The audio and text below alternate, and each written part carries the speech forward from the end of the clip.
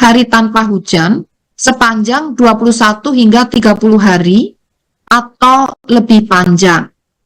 Sedangkan analisis curah hujan dan analisis sifat hujan untuk 3 dasarian terakhir juga menunjukkan bahwa kondisi kering sudah mulai memasuki wilayah Indonesia, khususnya di bagian selatan Khatulistiwa. Bagaimana dengan indeks El Nino Southern Oscillation atau ENSO yang saat ini diprediksi bertahan netral? Sekali lagi, saat ini netral ya. Jadi tidak ada El Nino lagi ya, karena sudah netral. Hingga dasarian kedua atau 10 hari kedua di bulan Mei 2024, pemantauan terhadap anomali iklim global di Samudra Pasifik menunjukkan indeks ENSO sebesar positif 0,21 atau dalam kondisi netral. Kondisi indeks ENSO sudah berada pada level netral selama 2 dasarian dan diprediksi akan terus netral sampai periode Juni-Juli 2024. Selanjutnya, pada periode Juli-Agustus-September 2024, ENSO netral diprediksi akan beralih menuju fase La Nina lemah yang akan bertahan hingga akhir tahun 2024. Fenomena La Nina lemah ini diprediksi tidak berdampak pada musim kemarau yang akan segera terjadi. Sedangkan di Samudra Hindia, pemantauan suhu muka laut menunjukkan kondisi IOD netral, namun ada kecenderungan beralih ke fase IOD positif. Potensi kekeringan untuk beberapa bulan ke depan. Prediksi curah hujan dan sifat hujan bulanan menunjukkan bahwa kondisi kekeringan selama musim kemarau akan mendominasi hingga September. Daerah dengan potensi curah hujan bulanan sangat rendah, kurang dari 50 mm per bulan, perlu mendapatkan perhatian khusus untuk mitigasi dampak kekeringan. Nah, itu yang dilingkari ya. Kita lihat pada gambar yang dilingkari ini berpotensi mengalami curah hujan rendah, yaitu sangat rendah ya, kurang dari 50 mm dalam 1 bulan curah hujannya. Daerah tersebut meliputi sebagian Lampung, Pulau Jawa, Bali, Nusa Tenggara Barat, dan Nusa Tenggara Timur, serta sebagian Sulawesi Selatan dan Sulawesi Tenggara.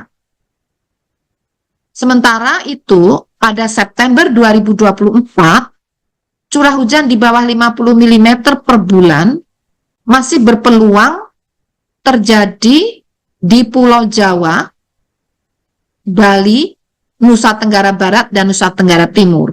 Kalau yang tadi, sebelum, yaitu pada bulan Juni-Juli,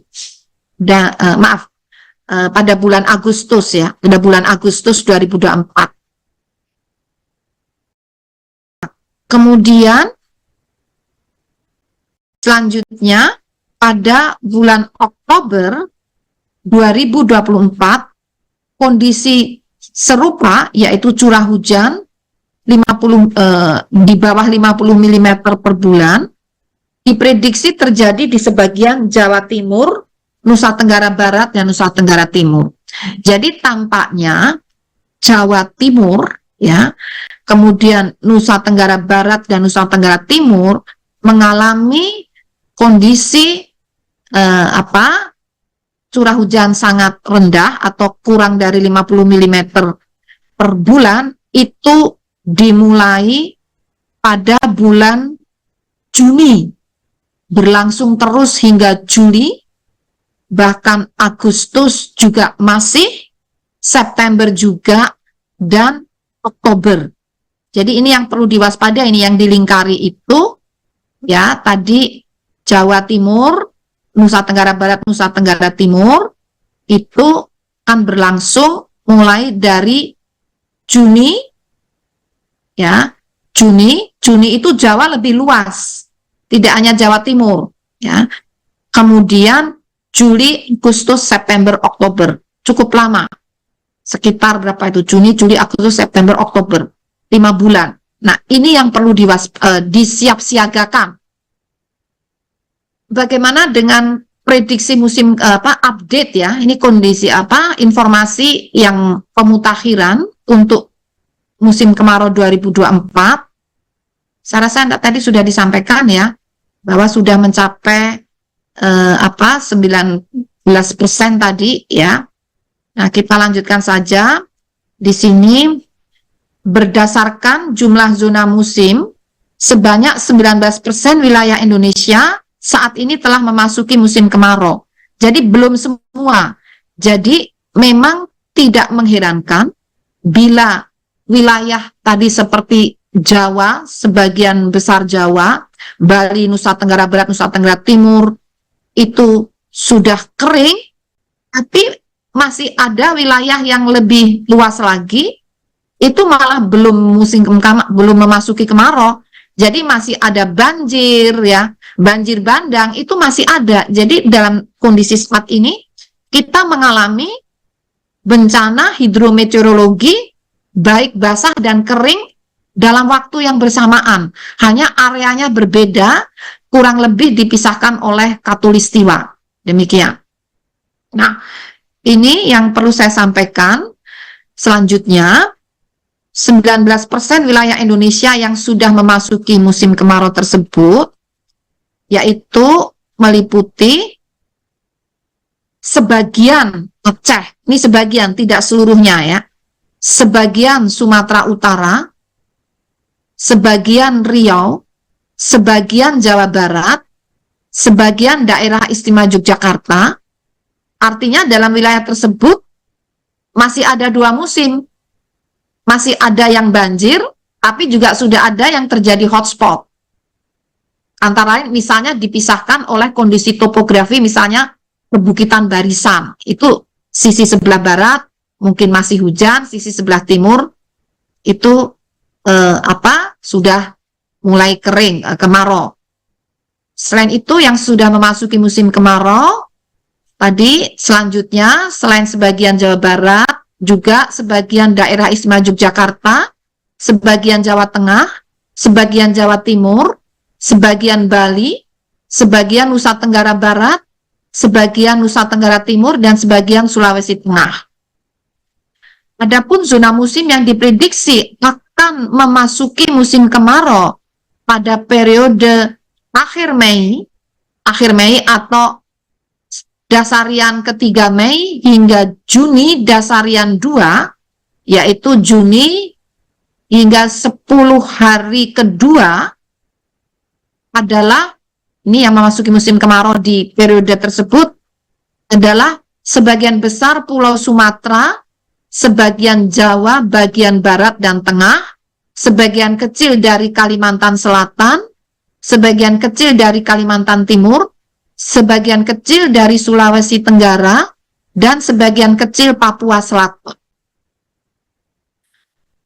Untuk selanjutnya, kami merekomendasikan dalam menghadapi puncak musim kemarau tahun 2024, BMKG menghimbau kementerian, lembaga, dan pemerintah daerah, serta institusi terkait dan seluruh masyarakat untuk lebih siap atau lebih siaga dan antisipatif terhadap kemungkinan dampak musim kemarau, terutama di wilayah yang mengalami sifat musim kemarau bawah normal atau lebih kering dibanding biasanya.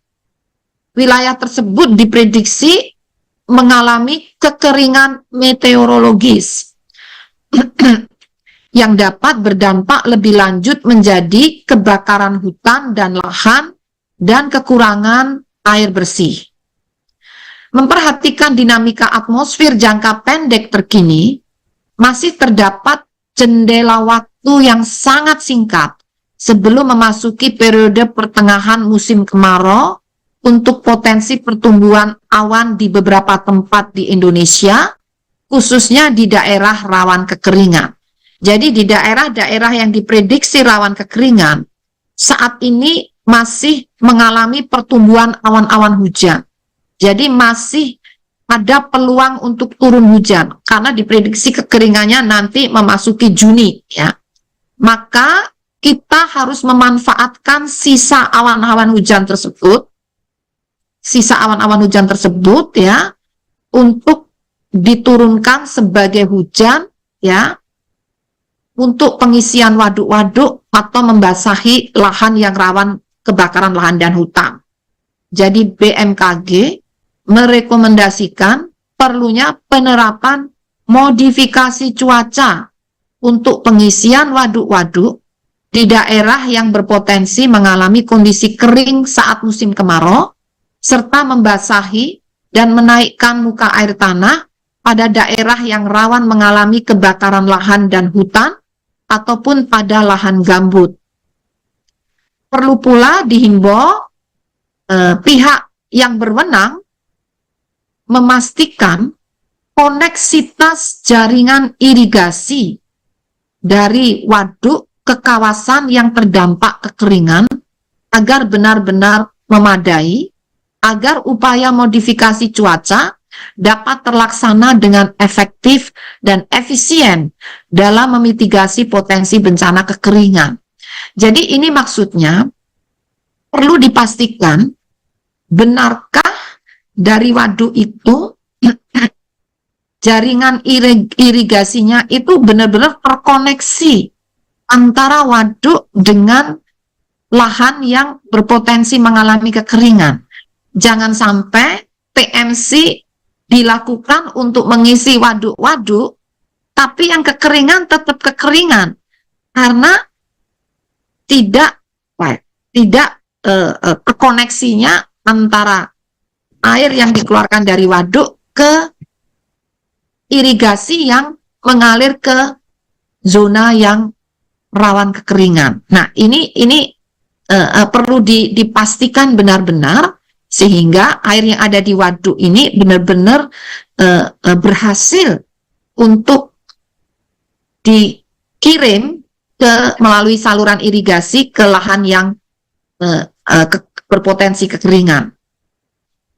Selanjutnya untuk wilayah yang masih mengalami hujan, jadi masih ada bahkan lebih luas wilayah yang mengalami hujan atau transisi dari musim hujan ke musim kemarau, perlu segera mengoptimalkan secara lebih masif upaya untuk memanen air hujan melalui tandon-tandon atau tampungan-tampungan air, embung-embung, kolam-kolam retensi, sumur-sumur resapan, dan sebagainya, seiring dengan upaya mitigasi dampak kejadian ekstrim hidrometeorologi basah yang sedang dilakukan, serta perlu menyesuaikan pola dan waktu tanam.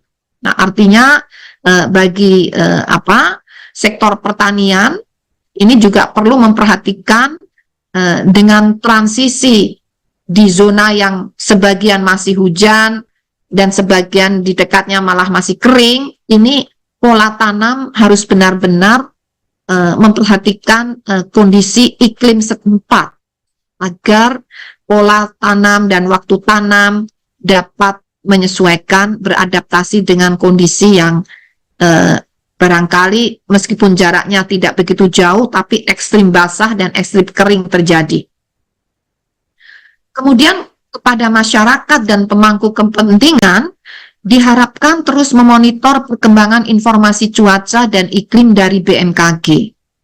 Mari kita jadikan informasi pemutakhiran prediksi musim kemarau 2024 ini sebagai bentuk peringatan dini untuk dimanfaatkan oleh para pemangku kepentingan dalam aksi dini yang konkret di lapangan untuk mencegah dampak yang merugikan masyarakat.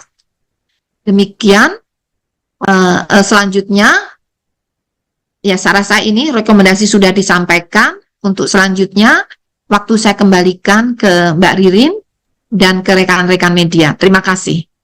Oke, siap Ibu, karena ini waktunya sudah mepet ya Ibu, karena Ibu ada kegiatan di luar kantor.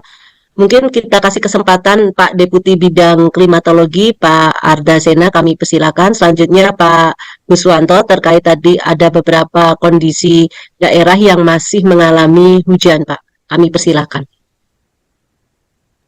Baik, Assalamualaikum warahmatullahi wabarakatuh. Waalaikumsalam warahmatullahi Hormati Ibu wabarakatuh. Kepala Badan, Pak Deputi, dan Bapak Ibu semua, izin menambahkan sedikit para hadirin semuanya, juga rekan-rekan media, dan kami menambahkan sedikit barangkali.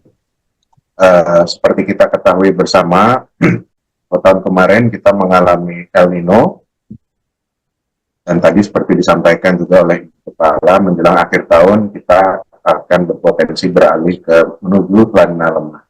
Nah, event peralihan tersebut itu bukan pertama kali yang terjadi. Pada kejadian-kejadian yang sebelumnya, itu hampir selalu kejadian dari El Nino yang kategori moderat hingga kuat, itu selalu dilanjuti dengan kejadian event La Nina.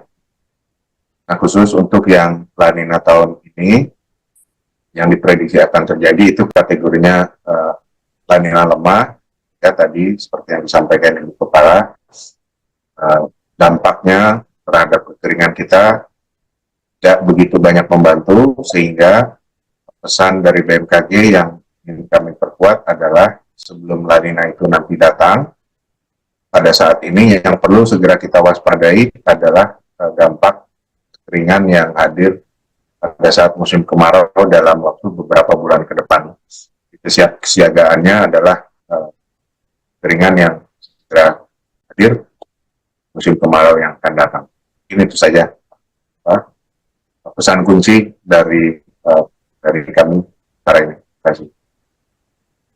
Terima kasih, Pak. Silakan, Baik, Mbak. Oke, baik. Terima kasih Pak Sena. Mungkin lanjut dengan Pak Deputi Bidang Meteorologi terkait di update kondisi cuaca serta wilayah-wilayah yang masih mengalami curah hujan, Pak, yang cukup tinggi. Kami persilakan kepada Bapak. Baik, terima kasih Mbak Ririn, yang terhormat Ibu Kepala Badan, Pak Deputi, para Kepala Pusat, para rekan-rekan media, dan Bapak Ibu KUPT semuanya. Izin bisa share screen Mbak Ririn? Ya, kalau nggak ada. Jadi Bapak Ibu sekalian, berdasarkan pengamatan cuaca yang saat ini, bahwa kita sampaikan bahwa tanggal 29 Mei sampai tanggal 3 Juni memang masih ada aktivitas di gelombang atmosfer, terutama adalah Equatorial Rossby, di mana Equatorial Rossby ini akan berpengaruh pada beberapa daerah yang akan mengalami curah hujan. Misalkan kita lihat di Maluku Utara dan Maluku, Kalimantan Selatan, kemudian Papua, kalau kita lihat juga ada di Sumatera, dan kemudian masih juga di Sulawesi Selatan, Sulawesi Tenggara, dan Sulteng.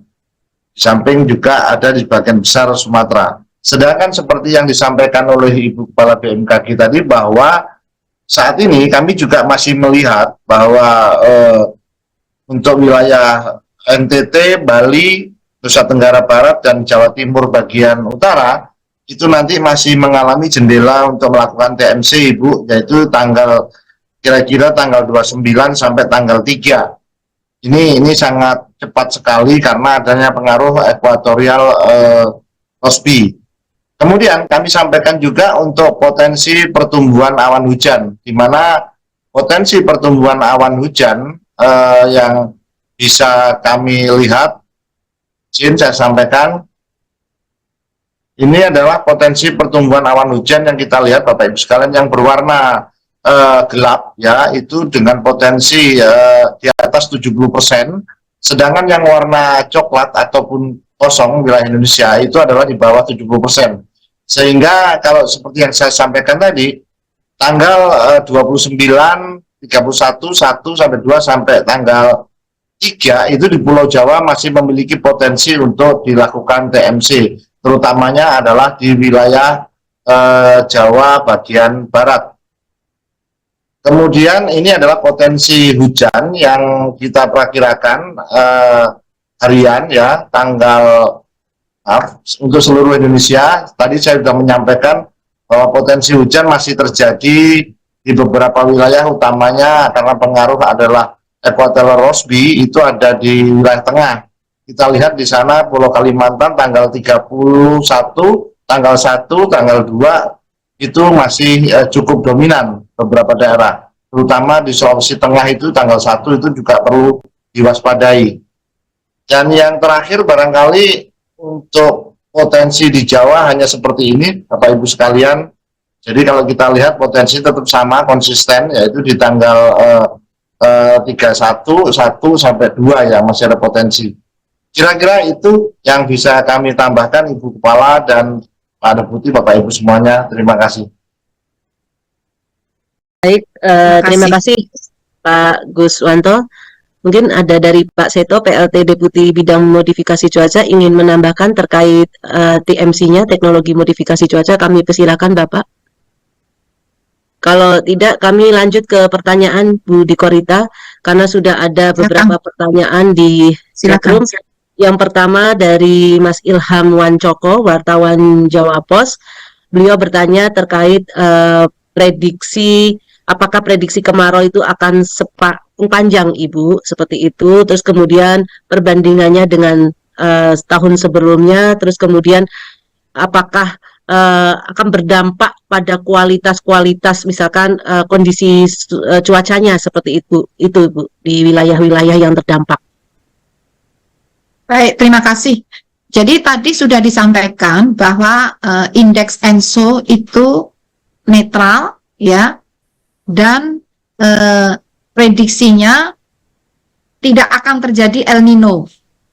Karena tahun lalu itu kan kemaraunya ada El Nino. Jadi El Nino itu kan mengakibatkan kekeringan yang lebih lebih luas. Hampir seluruh wilayah Indonesia kan saat itu lebih luas, dan di beberapa wilayah jauh lebih kering. Nah, untuk kali ini kali ini tidak ada El Nino, sehingga memang terjadi ada wilayah yang tadi terutama di bagian selatan, sebatas di mana itu di Jawa, sebagian ya, tidak seluruh Jawa, kemudian Bali, Nusa Tenggara Barat, Nusa Tenggara Timur, kan, dan itu juga Sulawesi Selatan ya. Tadi ada beberapa wilayah itu yang diprediksi curah hujannya lebih rendah dari normalnya, atau artinya lebih kering dari normalnya. Itu yang dikhawatirkan. Meskipun tidak sedahsyat dalam konteks luas areanya dan durasi panjangnya. Kalau El Nino kemarin itu kan terdampak hampir di seluruh wilayah Indonesia, itu merata di seluruh wilayah Indonesia. Dan durasi keringnya itu juga lebih panjang, bahkan sampai bulan, ada wilayah Indonesia itu masih kering di bulan Desember, masih ada. Kalau sekarang tetap ada yang akan mengalami kering atau lebih kering dari normalnya. Namun wilayahnya sebatas yang tadi, yang coklat tadi, yang tadi ya. Ini yang diwaspadai itu yang coklat, yang di bawah normal. Jadi keringnya saat ini coklatnya itu baru sekitar 95 zona musim. 95 zona musim.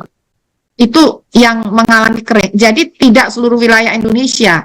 Dan coba ada peta yang tadi, yang curah hujan tadi, Mas Bulanan, itu juga ada. Jadi wilayah yang diwaspadai ini, yang coklat-coklat itu tadi listnya ada ya, yang coklat-coklat itu mana saja. Nah, ini.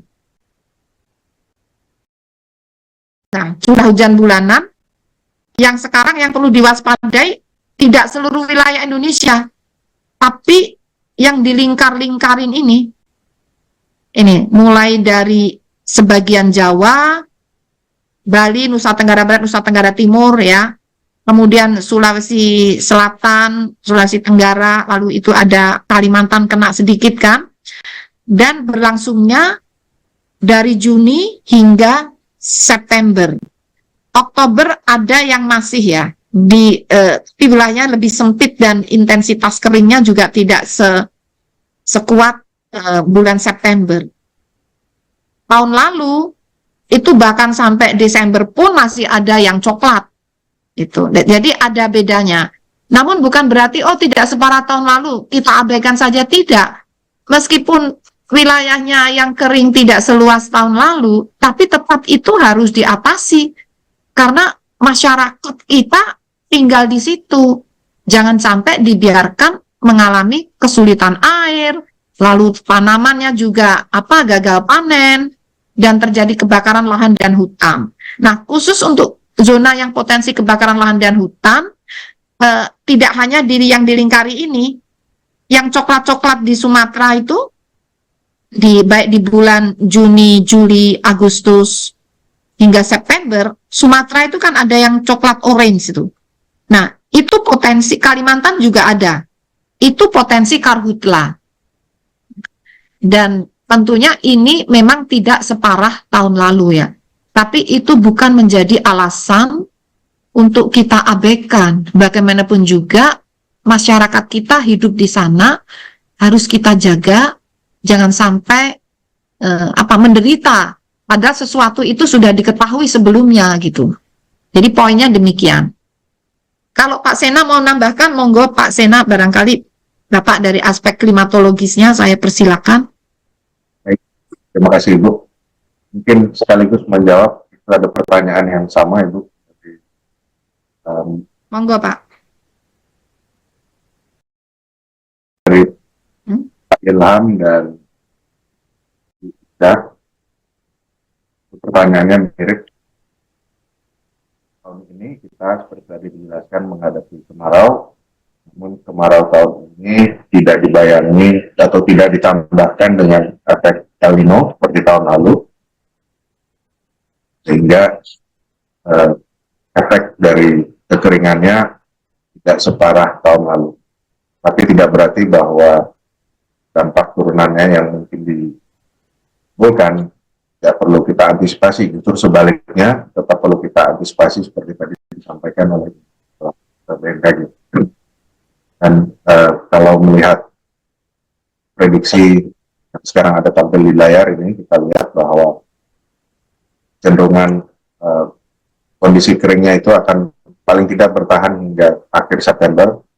Beberapa daerah di Indonesia di bulan Oktober itu masih akan mengalami kondisi kering, masuk di Jawa, terutama di daerah dataran rendah, di pesisir, kita perlu waspada. Ini tentunya berbeda dengan kondisi yang kita mengalami dan El Nino. Demikian. Lilin, lalu kan. Baik, terima kasih Pak Sena dan Ibu Dikorita atas penjelasannya. Sekaligus tadi menjawab pertanyaan juga dari Mbak Ica, Radio KBR. Jadi pada intinya izin kami mengulang Pak, bahwa tahun ini itu berbeda dengan tahun lalu, karena tahun ini tidak ada fenomena El Nino, terus kemudian luas dan durasinya juga tidak separah dibandingkan tahun lalu, tetapi kita perlu mewaspadai beberapa daerah-daerah yang tadi disebutkan oleh Kepala BMKG yang perlu menjadi perhatian untuk kekeringan, potensi kekeringan seperti itu. Baik, terima kasih. Selanjutnya kita lanjut ke pertanyaan berikutnya dari Suryani GTV. Beliau bertanya, ini rencana TMC Pak, Ibu, untuk mengatasi daerah-daerah yang mengalami kekeringan ekstrim. Mohon penjelasannya Kepala BMKG, kami persilahkan. Ya, jadi ini pertanyaannya, apakah ada rencana kapan dilakukan TMC untuk wilayah yang mengalami kekeringan? Ya, betul sekali. Kita sudah, kami bersama dengan BNPB, Kementerian PUPR, kemudian juga KLHK, dan pihak terkait dan juga dikoordinasikan oleh Bapak Menko Polhukam. Ini mungkin sudah dimulai ya, ini Pak Seto nanti saya mohon untuk mendetailkan, menyiapkan TMC, terutama untuk wilayah-wilayah yang diprediksi akan mengalami kekeringan dan kebakaran lahan dan hutan. Nah, kita akan memulai dari Sumatera, kemudian Kalimantan, kemudian juga hampir bersamaan dilakukan di Jawa, NTB, dan NTT. Wilayah-wilayah itu, terutama yang Jawa, NTB, NTT ini untuk pengisian waduk-waduk. Kalau yang di Sumatera dan di sebagian Kalimantan itu terutama untuk membasahi lahan, menaikkan muka air tanah di lahan gambut agar saat masuk ke kering, ke musim kemarau yang lebih kering, ini insya Allah lahannya sudah cukup dibasahi. Semoga saja hotspot dapat ditekan kehadirannya, dan kami menghimbau kepada masyarakat karena ini sudah terutama yang memasuki kemarau yang lebih kering dari normalnya, mohon dengan sangat jangan melakukan kegiatan apapun yang dapat memicu munculnya api,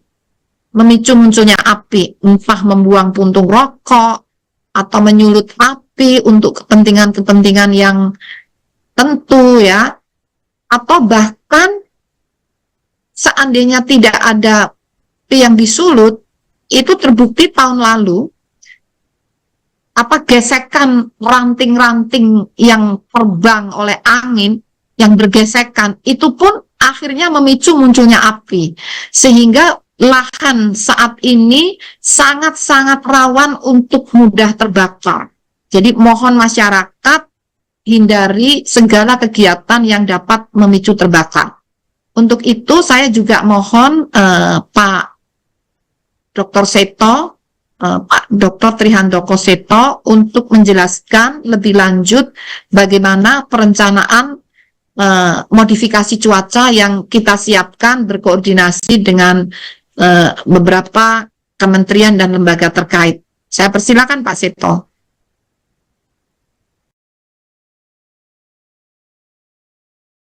Ada? Tidak ada, Bu, kemungkinan. Itu mungkin Pak Adasena itu punya tabelnya yang kita siapkan, itu barangkali bisa ditayangkan sekilas ya. Saya bisa bantu tabel yang kemarin daerah yang di bawah normal. Jadi ini planning untuk TMC ya. Minggu lalu sudah direncanakan untuk dimulai ini awal minggu ini. Jadi kemungkinan Pak Seto juga sibuk untuk sedang dalam menyiapkan TMC. Ini bekerja sama juga dengan TNI karena pesawat untuk TMC ini menggunakan pesawat TNI, jadi dibantu oleh TNI. Kemudian BNPB adalah untuk pendanaannya. Kemudian kegiatannya dilakukan operasionalnya oleh BMKG, dan juga PUPR juga untuk TMC pengisian waduk-waduk. Nah, areanya mana saja ini cukup banyak dan luas, sehingga ini harus upaya maksimal akan dikerahkan ya, terutama pesawat-pesawat TNI plus dari pihak swasta, karena begitu cukup banyaknya area yang jadi target, antara lain di Sumatera itu misalnya Riau yang langganan Karhutla, kemudian Jambi, kemudian Sumatera Selatan ya, antara lain itu.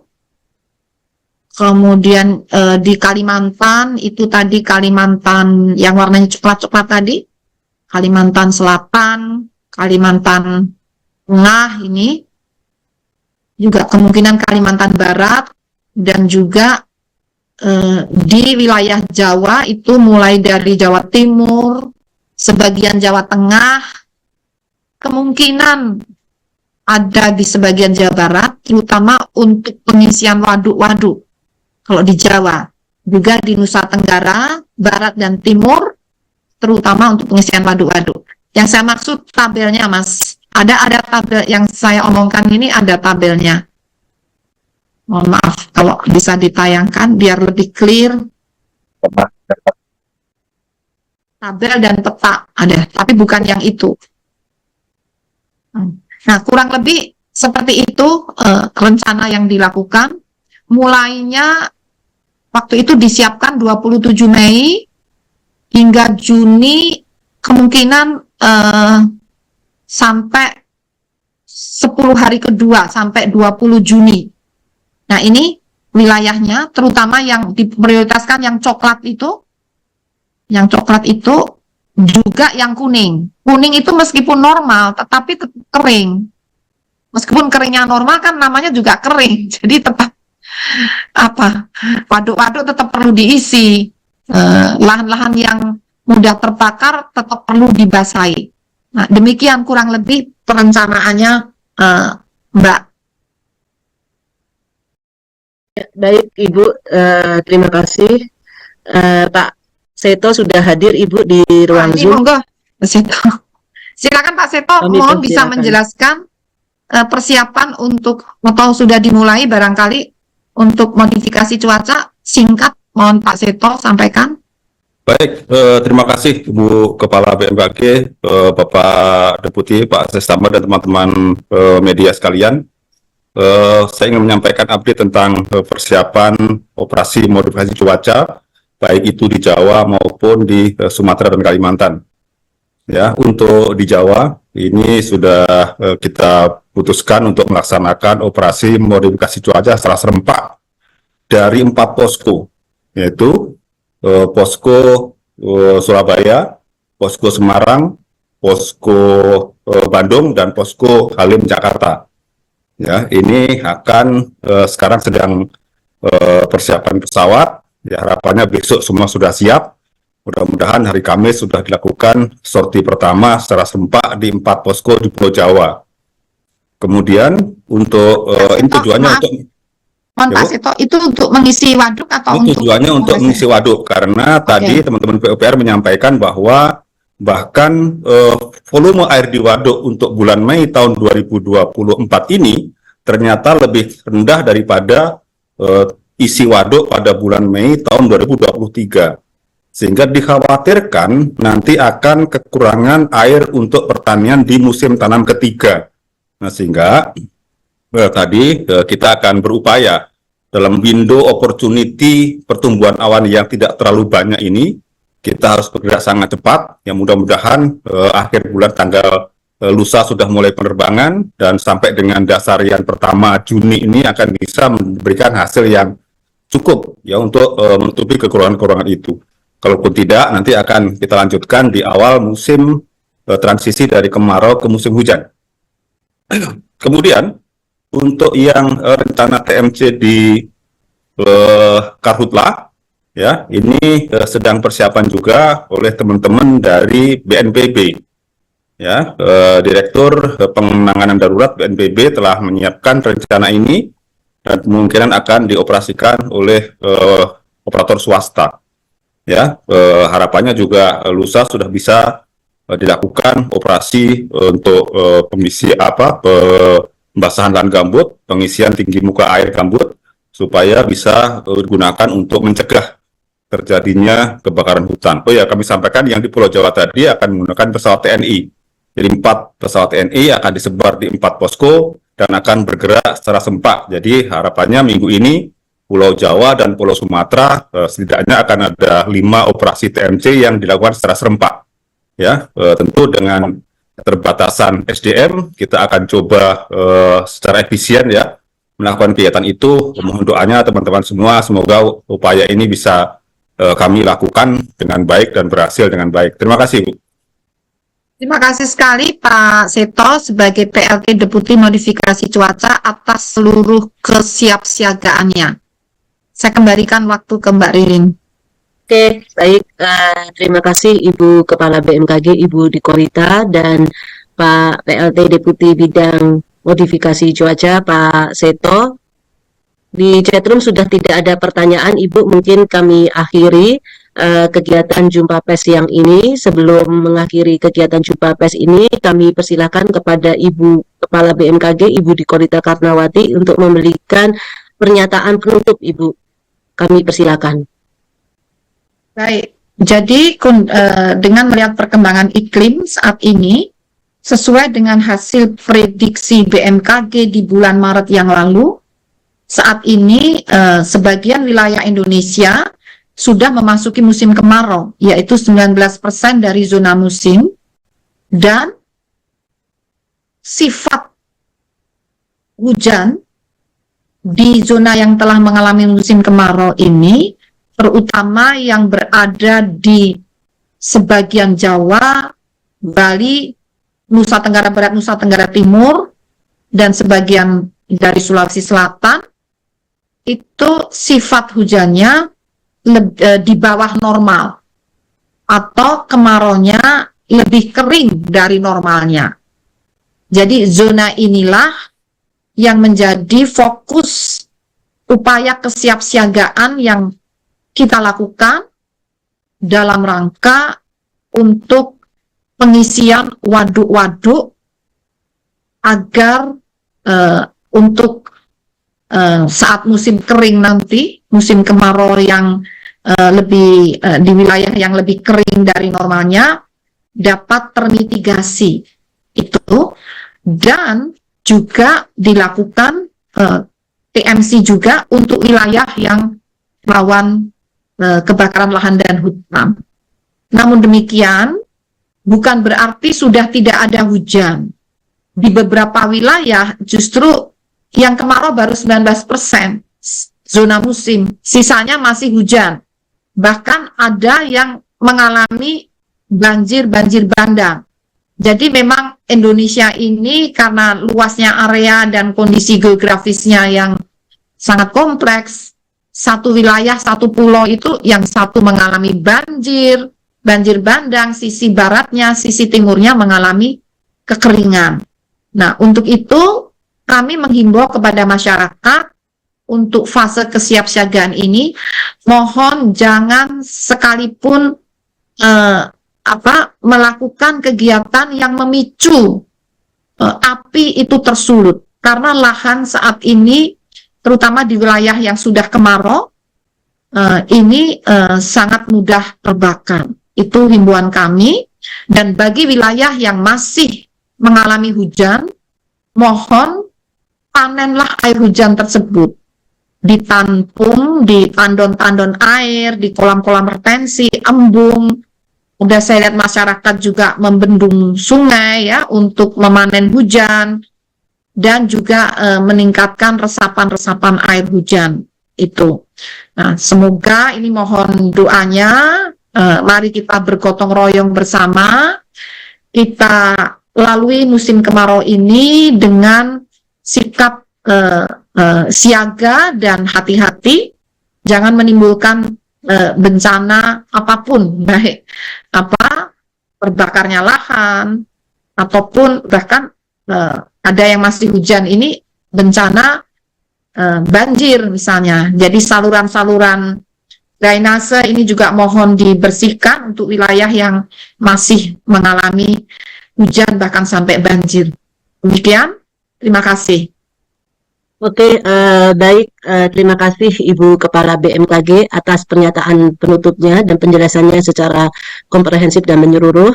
Baik, ini pertanda acara jumpa pers kali ini kami tutup, dan kami mohon kepada teman-teman media massa melalui teman-teman sebagai mata rantai bencana bisa menginfokan kepada masyarakat tadi terkait yang pertama adalah upaya BMKG dalam teknologi modifikasi cuaca dalam pengisian waduk, terus kemudian tadi juga himbauan dari Ibu Kepala BMKG bahwa ini masih ada beberapa wilayah yang masih terjadi hujan, maka perlu panen hujan, mengisi embung, terus kemudian aliran-aliran sungai dan irigasi terkoneksi, jadi terhubung, jadi agar kegiatan ini bisa berjalan secara efektif dan efisien.